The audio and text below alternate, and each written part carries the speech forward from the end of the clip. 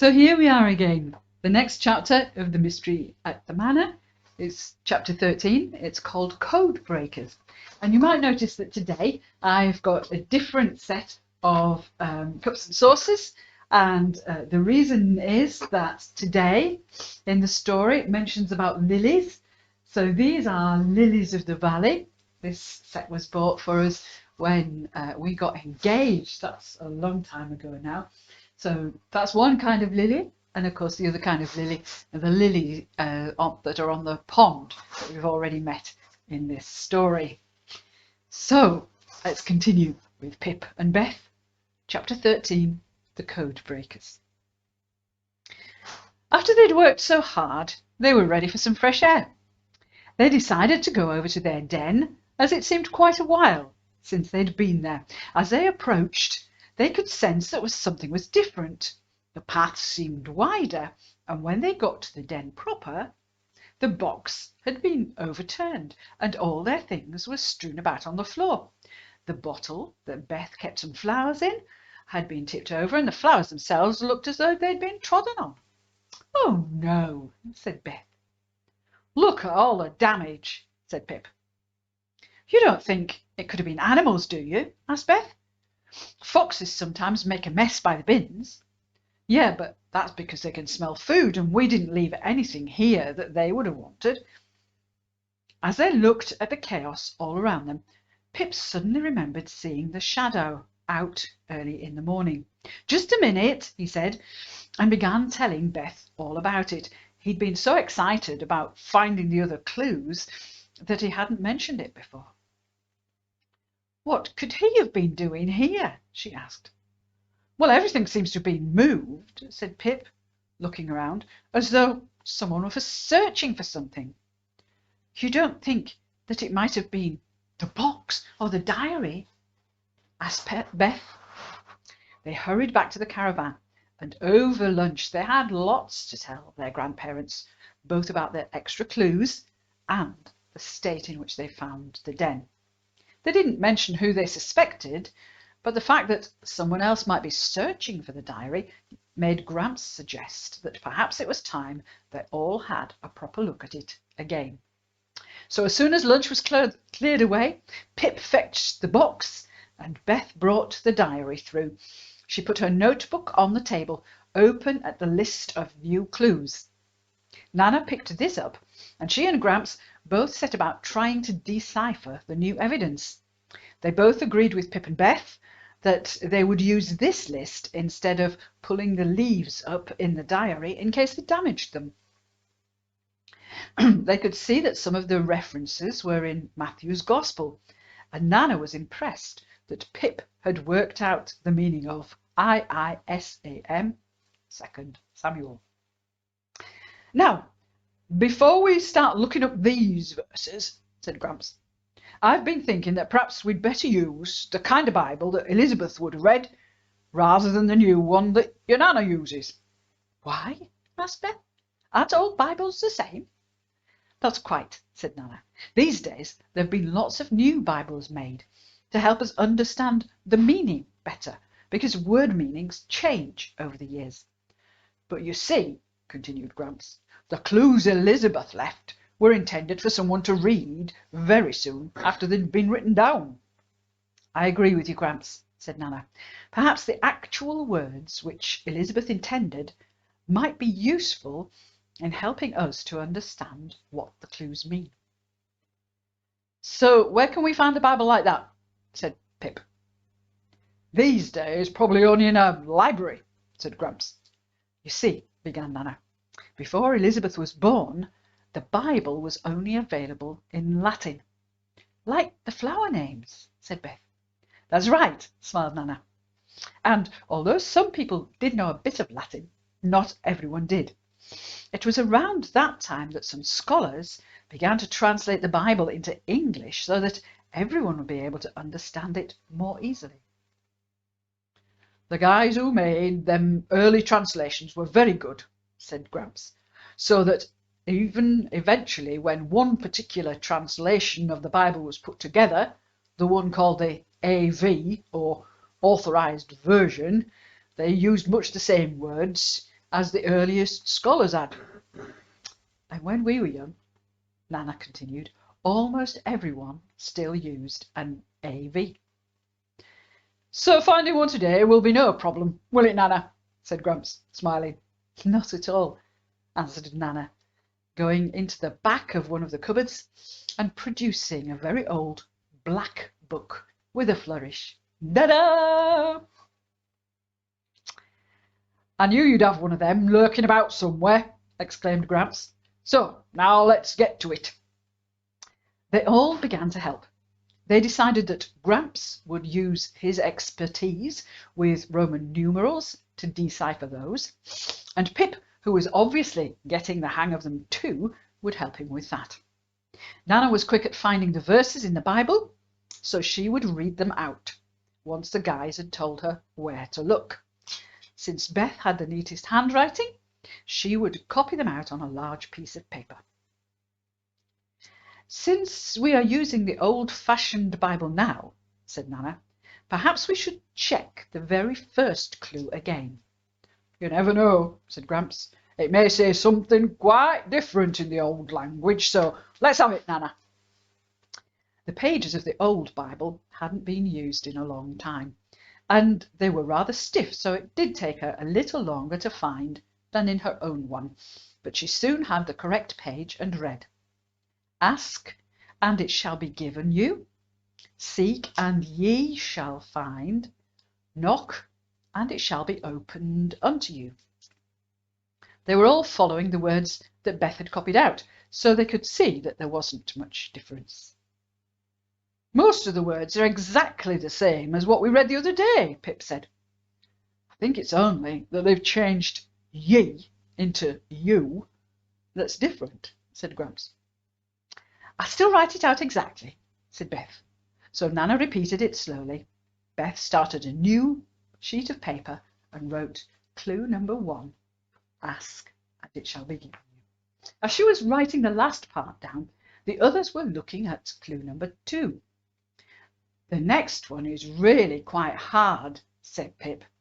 He and Gramps bent over the clue together, and this is what it said.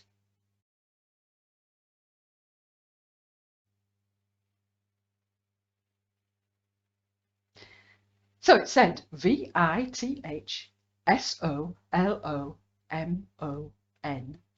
2. It does look a bit tricky, agreed Gramps.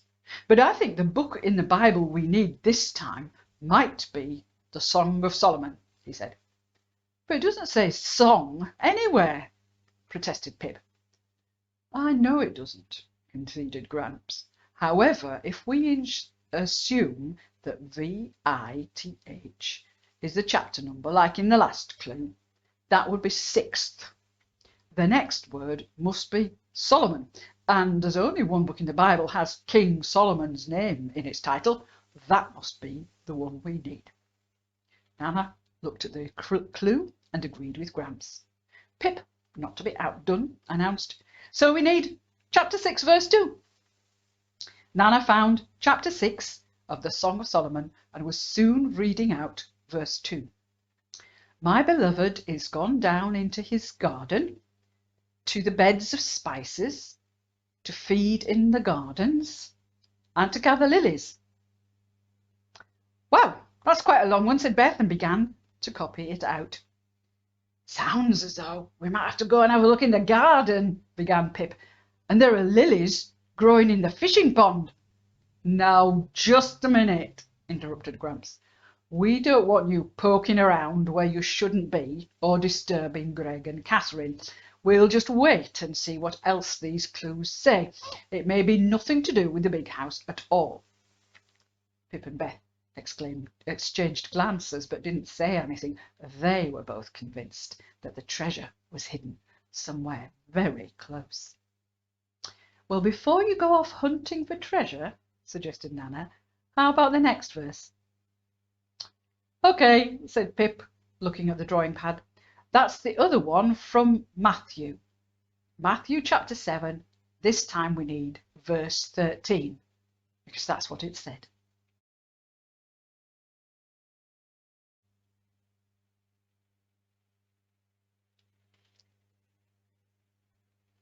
Again, Nana read for them. Enter ye in at the strait gate, for wide is the gate and broad is the way that leadeth to destruction, and many there be which go in. Even Nana stumbled a bit over the last word. At first she said the rate, and then there eat, and at last thereat. Oh yes, that's what it says, she says finally. Many there be which go in thereat. That certainly isn't the way that we would say it today, is it? We would probably say, there are many who go in at that gate, or something like that. And Beth began to write clue number 3, Matthew 7, verse 13. By the time they had discussed it, Beth had managed to copy the verse out and was ready for them to read the next clue. Now these are the really hard ones, said Pip.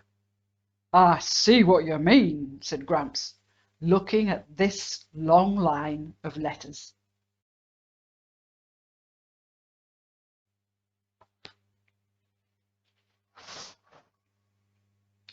XXX VII THPS, and the numbers 2 and 3, Gramps read. There doesn't seem to be a book there that I recognise. THPS doesn't mean anything. What do you think, Nana? They passed the paper over to her. Perhaps you copied it down wrongly, she asked Beth, puzzled. I don't think so, answered Beth, because it was so strange we took extra care to copy exactly what was there. Just a minute, said Pip. In the middle it looks like 7th again. He ran his fingers under the letters VIITH after the 3 crosses. But that only leaves 2 letters. As Nana glanced down, an idea popped in her head. I wonder, she began, I wonder if the 2 letters P and S are an abbreviation. These days we use that for the book of Psalms. I wonder if Elizabeth did. You could be right there, said Gramps excitedly. But then that would give us quite a complicated number at the beginning. Wow, exclaimed Pip, adding it up. If X means 10, then 3 X's will be 30. And we still have to add 7.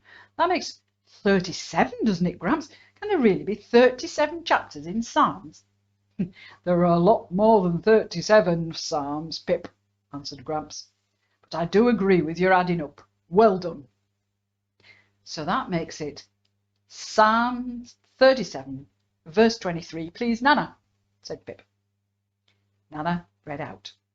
The steps of a good man are ordered by the Lord, and he delighteth in his way. Beth giggled. Doesn't it seem strange that they put F at the ends of the words, she said. Yes, answered Pip with a smile. I thinketh that it doeth toeth. Nana and Gramps laughed, and even Beth smiled as she started to write out clue number 4. Well, well, said Gramps, at least we're having a bit of fun along the way. I bet you never thought you'd be having fun with the Bible. That clue was quite easy to understand.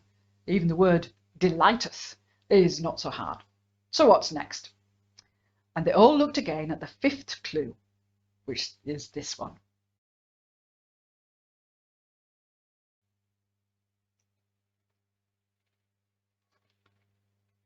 It read ISTJOSHUA7. We have a boy in our class called Joshua, said Beth, but I don't think he's much of a saint. Saint? Queried Gramps.